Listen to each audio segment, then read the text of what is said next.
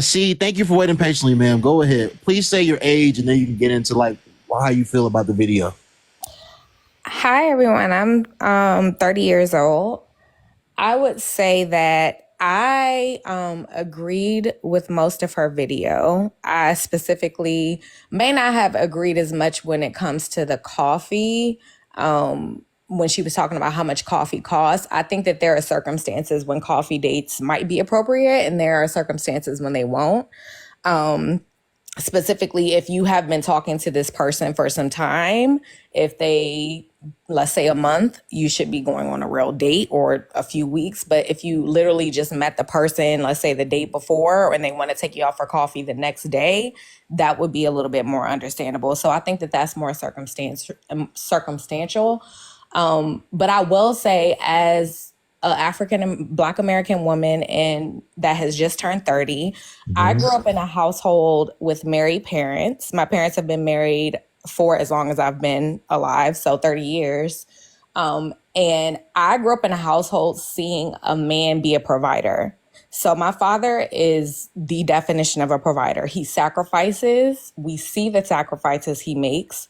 There has been times where he literally will glue his shoes shut so that we can have things. My family, the entire family, my mom, my brother, my sister.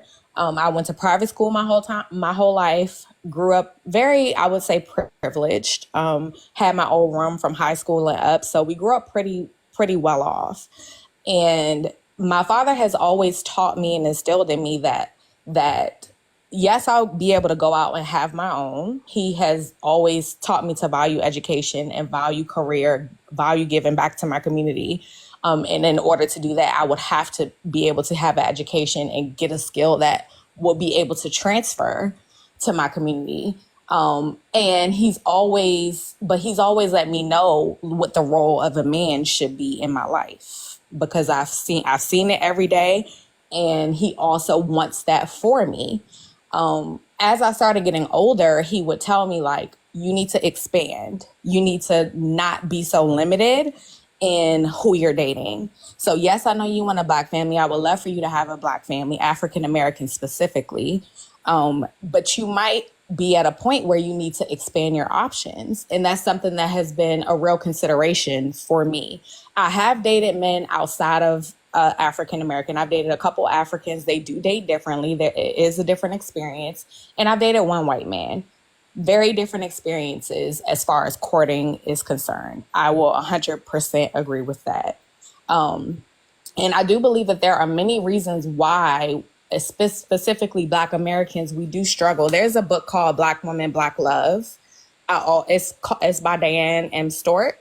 And it's an academic book, and she talks about all of the reasons why African Americans struggle with marriage. She approaches it from like a social justice issue, and it's America's war on African American marriage, and how it basically spans from slavery to how we got to this point where almost 70% of Black women do not get married. Or are not married. I don't mean to cut you off, but there was a study as recent as this year. It may have not even been like a month ago, but when Kevin Samuels was alive, and he used to talk about how in a lifetime only 1 in 4 Black women would get married. He wasn't saying that to be demeaning to Black women or be disrespectful. That was just statistically true. And the recent study that came out, it's over 75%. It's almost at 80%. Yeah, it's increased over these past years. This book, right. It's almost at 80%. That she wrote was a few years back. But yeah, there is a large amount. But I think where we get messed up in the Black community is we attribute that to something that is wrong with Black women. And that is that's something that we were conditioned to do. It's racist. There is a lot of stereotyping that goes into that. And we have made it an issue that is, oh, well, Black women are more manly. They're not as desirable. They don't value marriage as much. They're more promiscuous. Our music talks about us being more promiscuous. There is a conception that we are not valued as partners, but valued as sexual objects, right? And these things are very, very like they contribute to the way that the way that Black men view women and the world views women, when it's just not true. That it is something that is a stereotype, and the way stereotypes work is you plant the seed, and it's meant for the group of people who you're planting the seed for to continue to make it grow. So for me, it's like, okay, now that I'm dating and I want a Black man and I want a Black family, I come from a Black family. I come from everybody on my mom's side of my family is married. Nobody on my dad's side of the family is married, but my parents have been able to make a marriage last. And it's something that I know it might not be the easiest path for me to take, but it's doable. And I do understand why Black men are the way that they are now. There's a lot of things that play into it. I think someone mentioned the music is one that has our community real messed up. Like the music is a huge part of it. Social media is a huge part of it. But also Black men get married later in life. They don't have it as easy as other races of men might have it. And I don't want to use the word easy, but they have a lot of obstacles that other men do not have to overcome. And these are things that I do consider. So I try my hardest not to demonize them and try to work with them. But what this young lady said in the video is true. Like there's truth to it. Okay. Okay. Having a real conversation. Okay. What would you say you've dated? Where are you from? I'm from PG County. Okay. Well, I lived in DC and PG County, so. Okay, cool. I was just there 2 weekends in a row. But yeah. So my question to you is, would you say that you've dated mostly American Black men up to this point in your life? Yeah, I've dated mostly American Black men. Okay, so I'm just going to ask you some questions and I'm getting somewhere. So from your experience, you said that you've dated other, men, other groups of men as well. So I'm asking all of y'all the same question. So, in your 30 years of living from when you started dating till now, of the American Black men that you've, dated or had situations with, were they inclined or were they prone to actually try to court you and take you on a first date? Or for the most part, were they just trying to get in your pants as fast as they could? Just be 100% honest. I would say most of them would try to get in your pants as fast as you could. But like I said, I've been raised to like not entertain that for too long, or for long at all. I usually can spot it right away. But yeah, they are very over sexualized, and they also don't put in a lot of effort. What she said was the truth. And I do think that it is, because now I live in a different state. Like I live down south. Different men do different things in different states for different reasons. But yeah, I would say it mostly is, I experienced that same type of issue, especially I'm a thicker woman. So it's like, I do feel like it is sexualized way faster than what it should be. And then they don't know how to court. And I also do think that a lot of the men that I do encounter, not even just men, like women as well, I do think that not coming from a two-parent household does affect the way that you date. It does affect the way that you court. It does affect the way that you view the opposite sex. And I meet more men who don't come from two-parent households than I do men who do come from two-parent households. And I have a brother who he grew up with me. He has been able to consistently keep relationships. He's going to be married soon. He doesn't have a problem with it because he was able to see that example, and he never had a problem courting women. That was something that's just normal to him. It's like, this is just what you do to get a woman. And he was able to spot a woman of value very quickly. Okay. I'm about to ask you another question, and please just be 100% honest.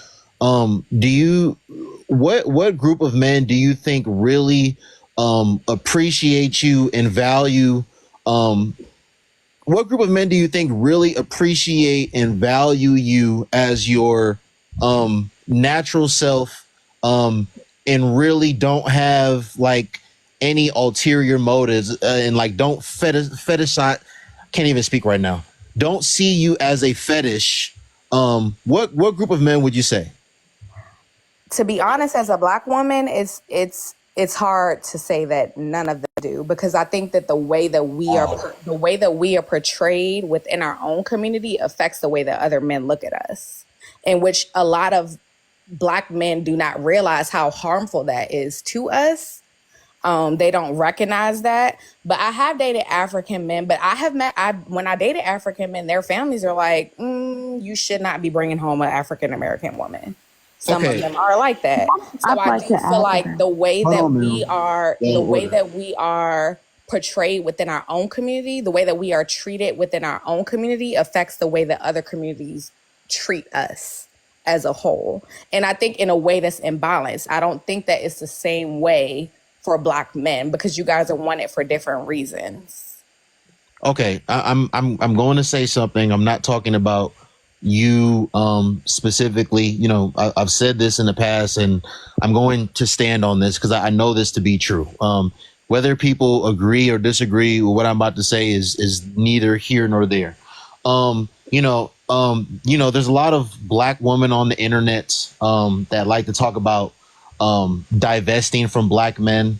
You know, they like to talk about they like to say that a lot of there's not enough quality Black men to go around, right? Like there's a lot of, uneducated, no corporate career having Black men, just low quality, low vibrational Black men out here. And I say that to say, you know, a lot of these women that say, a lot of these Black women that say these things, they try to make it seem as if they have like an abundance of men from other cultures actually pursuing them for serious relationships. I am from Minneapolis, Minnesota. I grew up in Minneapolis, Minnesota. In school, you're just a few years older than me. I went to school with Caucasian people. I went to school with Hispanic people. I went to school with Asian people. I went to school with Somalian people. I went to school with all kinds of people. And even now in my young adult age, I can tell you for a 100% fact that there is not an abundance of men from other, cultures, other ethnicities, other nationalities that want like serious relationships with Black women. Like, so when I'm very baffled and I'm very flabbergasted when I hear, when I hear Black women say these things. Cody and Seth and Jacob, Grandma Kathy does not want them bringing Quanisha and Sierra and Tiana and Tierra to the potluck. I'm sorry that I'm not sorry to tell y'all that. So when y'all talk about, you don't. I mean, one you're one not second, saying. one second, one second, one second. I'm gonna let you respond. Well, so when y'all get to talking about, expanding your options and things of that nature, if a lot of y'all really had an abundance of men from other cultures really pursuing y'all for serious relationships, and according to y'all, that all the majority of these Black men are unqualified, y'all would just be getting in relationships with these men. But statistics show us that of the small group of Black women, of that 1 in 4 Black women that are married, like almost 94, 95% of them are married to Black men. Of Black men that are married, like between 85 and 90% of them are married to Black women. And I said, and I'm gonna close on this, and I'm gonna let you respond. I said what I just said about Black women, but it's the same thing for Black men as well. Like both of us are seen at the bottom of the totem pole. So Stephanie and Natalie and Jessica, their parents don't want them bringing some nigga named DeAndre to the potluck either. So like when y'all, and I'm not talking about you specifically, but when you as Black men try to get on, as Black women try to get on this high horse, like y'all are like very, like other groups of men really want to like be in relationships with y'all and get married to y'all and take y'all home to their mom and dad and their family. That is just not true. But go ahead, see. Go ahead. Okay, So wait. a I would couple like to things speak that Hold on, because Ryder. no, Hold on. We got to go in because I order mean I here. have let been me say Hold waiting, this. on. and So I a would Hold just couple like to on. speak. hold on one No, second. we're Hold going in on one order second. here. 1 second. what It's what I want to it's. say is Go ahead. I understand the point that you're trying to make, right? I think that the way that you are viewing it is rooted in something that might not be as healthy as you think it is, but we essentially have said some of the same things, right? I've said that the way that we are perceived within our culture does affect our ability to date out. I've also said that Black women usually do not date out as much as we are more race loyal than any other race in the world. I do believe that us being race loyal also has a lot to do with how we are treated. It has a lot to do with how we are perceived within our own race, and then also the way that we believe the world receives us. And it could be a lot of truth to that. But what I will say is that the willingness and openness to expand your romantic options might bring you things that you would never know it will bring you.